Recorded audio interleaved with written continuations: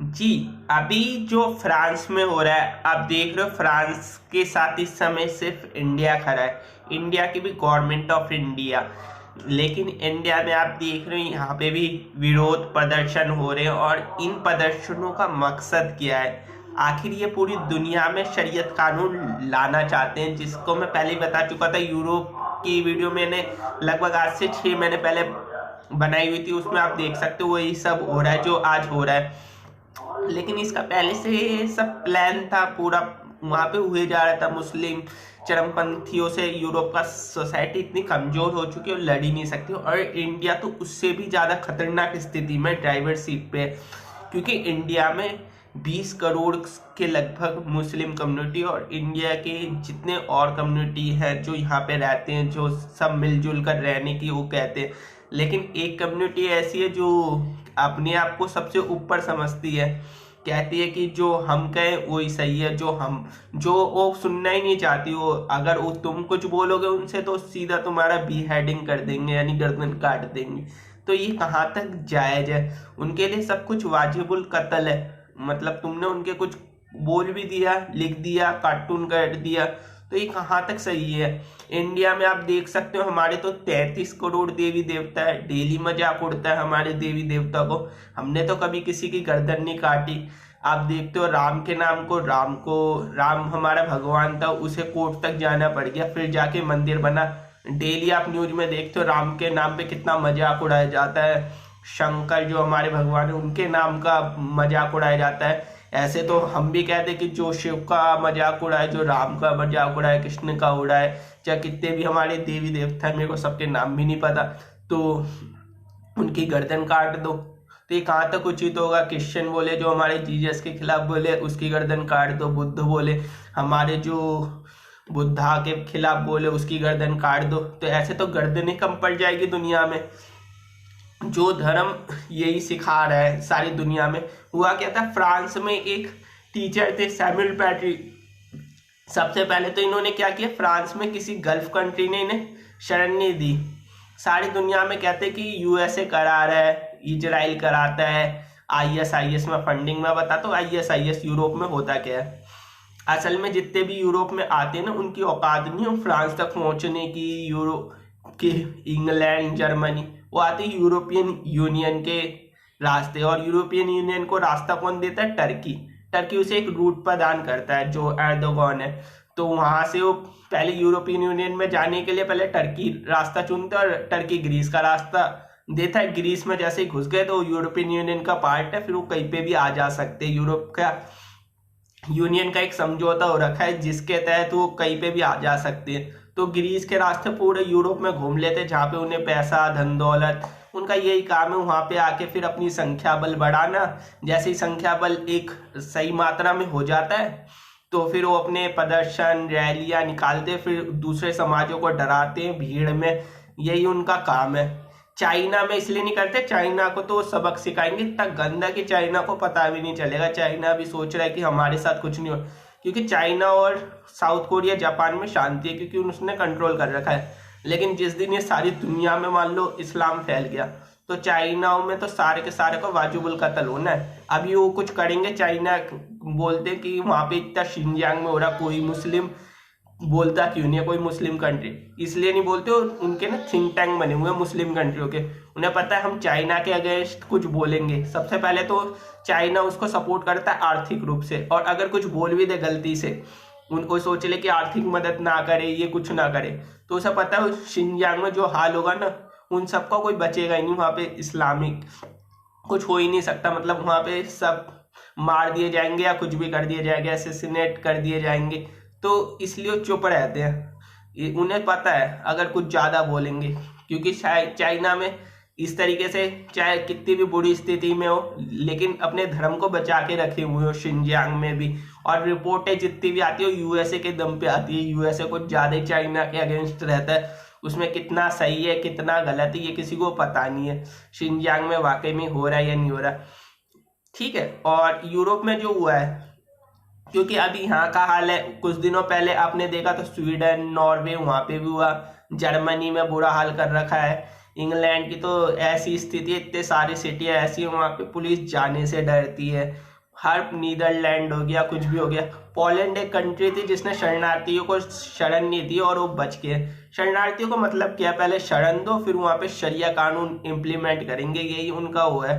आखिरी जो है ना, वो चाहे आप कितने भी बात करो सूफीजम की, ये वो सब ना शरीयत के नीचे ही रहेगी।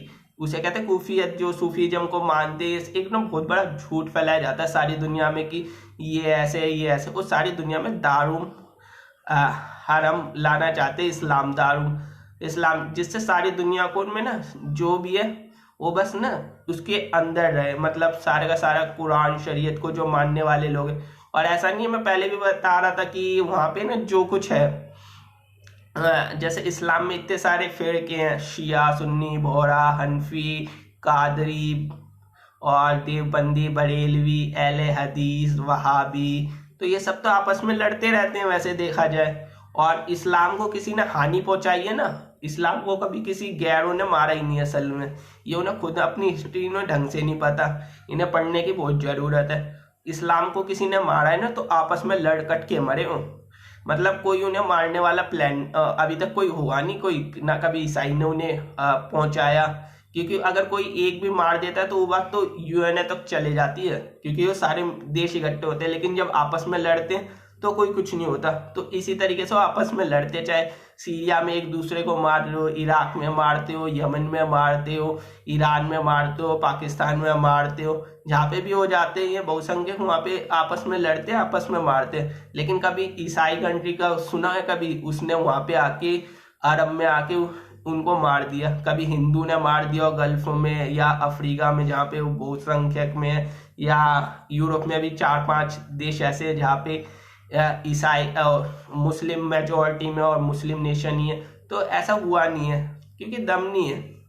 जहाँ पे भी लड़ते हैं अपने दम पे, क्योंकि ना इनके अंदर ना एकता नहीं है। और इस मुस्लिम में एक चीज है, सारे के सारे ना एक चीज के आगे झुकते हैं, वो है कुरान या प्रॉफिट साहब के साथ कुछ भी बोल दिया ना तो सबके सब ना पूरी दुनिया में चाहे कहीं पे भी रह रहे हो तो वो सब ने इकट्ठे हो जाएंगे। लेकिन ऐसा और जगह नहीं है, और जगह सोचते धर्म को लेके इतनी वो नहीं है। हम सब आगे बढ़ चुके हैं, मॉडर्नाइज हो चुके हैं, लेकिन वो अभी भी उसी चीज पे लगे हुए हैं जैसा पहला था। पुराने ड्रीम्स देखते कि हाँ हमारा इतना था, हमारा 3 कॉन्टिनेंट में एशिया, अफ्रीका, यूरोप तक हमारा साम्राज्य था। तो उसी में वो लगे रहते हैं कि हमारा फिर से वो आएगा, ये होगा, हम फिर से पूरी दुनिया में अपनी हुकूमत करेंगे। तो उसी में लगे हैं, गर्दनें काटेंगे, वाजुबल।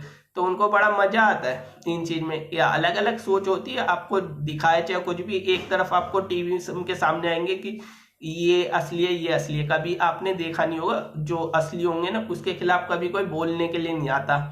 तो ये उनकी एक पॉलिसी होती है कि वो 10 को ऐसा बनाएंगे टीवी के सामने, अंदर उनके भी वही चल रहा होगा, शरिया ये ऐसे होना चाहिए, ऐसा होना चाहिए। लेकिन टीवी में आके अखबार में आर्टिकल में बड़ी मीठी मीठी बातें करेंगे तो आपको लगेगा नहीं, वो जो भीड़ आती है वो नकली है और ये असली है। असल में सारे के सारे एक ही काम करते हैं। और ये जितने भी होते हैं ना, चाहे पढ़ा लिखा हो चाहे अनपढ़, इन सब का एक ही मकसद होता है पूरी कम्युनिटी में कि हमें कैसे भी करके पूरी दुनिया में शरिया इम्प्लीमेंट करनी है। और ये उसे ना छुपाते हैं पूरी तरीके से। और दूसरी और ना गलती ना दूसरे धर्मों की, क्योंकि उनमें ना एकता नहीं है। एकता होती ना, अगर अभी एक को कर दिया जैसे वो दिखाते हैं तो किसी के दम ही नहीं था कि वो कुछ बोले। जैसे म्यांमार में एक हो गए, कुछ कर लिया। म्यांमार तो 84 कंट्री है, किसी 57 मुस्लिम कंट्री है, किसी ने कुछ बिगाड़ लिया म्यांमार का, कुछ नहीं बिगाड़ पाए। ऐसे ही सारी दुनिया इकट्ठी हो जाए म्यांमार की तरह तो इनके कुछ दम नहीं है, ये कुछ कर भी नहीं सकते। इनके पास ना टेक्नोलॉजी है ना इनके पास पैसा है। ये कहेंगे कि अरब कतर पे पैसा है, ये उसे तो गाली देते हैं। सारा का सारा वहाँ पे पैसा जिसने लगाया ना वो सारी की सारी यूरोपियन कंपनी है। इन्हें तो ये तक नहीं पता था 1000 साल तक, 1200 साल तक कि उनके नीचे पेट्रोल भी है। तो इन्हें कुछ अपने इनका कुछ दिमाग ही नहीं चलता, इन्हें कुछ नहीं पता दीन दुनिया का। तो इनको ये क्या लड़ेंगे, क्या करेंगे? टेक्नोलॉजी में इतने आगे, अभी देखा टर्की में भूकंप आ गया, तो इसमें भी हो सकता है कि हार्ट टेक्नोलॉजी के द्वारा लाया गया हो। इसे मैसेज दिया गया, क्योंकि टेक्नोलॉजी सारी की सारी ना यूरोप के पास है, इजराइल के पास है, यूएसए के पास है। यूएसए पे ऐसे ऐसे सैटेलाइट है कि वो सारी दुनिया पे नजर रख सकता है। ये फ्रांस का बाइकआउट कर रहे हैं ये, और वैसे ज्यूस को गाली देते रहते हैं। मैंने पहले बता चुका हूँ, यूट्यूब एक ज्यूस का है, लैरी पेज का नाम भी पता होगा, एक ज्यूस है, और सर्जी बैन भी एक ज्यूस है, मार्क जगरबर्ग भी एक ज्यूस है। तो ये क्यों नहीं फेसबुक छोड़ देते, यूट्यूब छोड़ देते? इन पे तो नजर रखी जाती है, उसने तो नजर रखने के लिए बनाया, मॉनिटरिंग करने के लिए सारी दुनिया पे कौन क्या कर रहा है। तो सबसे ज्यादा नजर तो इसी के द्वारा रखी जाती है, और इनके आधे से ज्यादा एक्टिविटी तो यहीं पे होती है, जो भी लिख रहे होते हैं। तो ये क्यों नहीं बाइकआउट करते? ये कर ही नहीं सकते, ये अपनी टेक्नोलॉजी बना ही नहीं सकते। और जो गल्फ कंट्री करती है, गल्फ के पास वो सऊदी अरब और टर्की में बता रहा था कि ये दोनों आपस में लगे रहते हैं कि अगर टर्की बढ़ता है तो सऊदी अरब का तो बहुत घाटा है। इस समय डिफेंस का बजट जो सबसे ज्यादा इस समय खरीद रहा है हथियार, वो सऊदी अरब है। और वो किससे लड़ने के लिए खरीद रहा है? उसे पता है टर्की आगे बढ़ने की सोच रहा है, उसके साथ इस्लामिक आ रहे, क्योंकि वो इस्लाम पे बात करेगा तो उसके साथ वो सारी दुनिया के मुस्लिम जुड़ जाएंगे।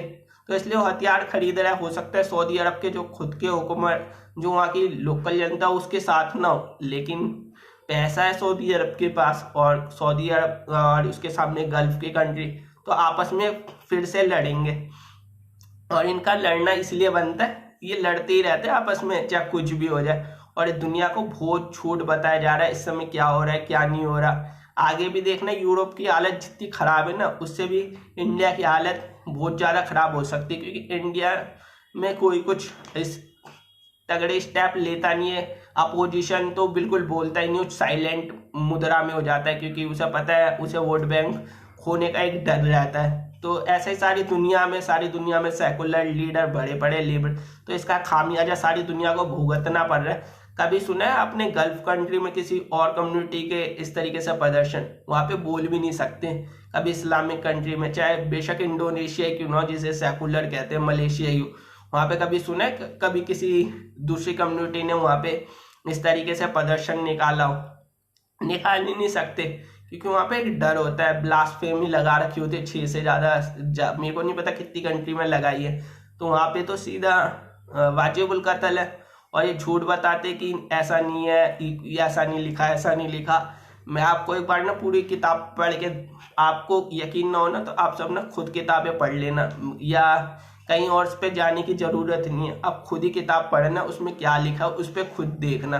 अगर आपको मेरी बातों पे यकीन ना हो तो फैक्ट देख लेना गूगल पे, तो हर जगह मिल जाते हैं फैक्ट वैक्ट, कहाँ पे कितने हो रहे, कैसे बढ़ रहे हैं। तो इनका एक ये संख्या बल को बढ़ाना, कयामत का दिन आएगा जिसका संख्या बल ज्यादा होगा वह जन्नत जाएगा, जन्नत नसीब होगा। तो ये इसी पे ये काम करते रहते हैं। और फ्रांस के साथ जो स्टैंड ले रहे, सोच रहे हैं इनका बाइकआउट करो। अभी तो इनकी कंपनियां खुद सबसे ज्यादा फ्रांस के आर्टिलरी खरीदती है, हथियार खरीदती है, उनका काम है।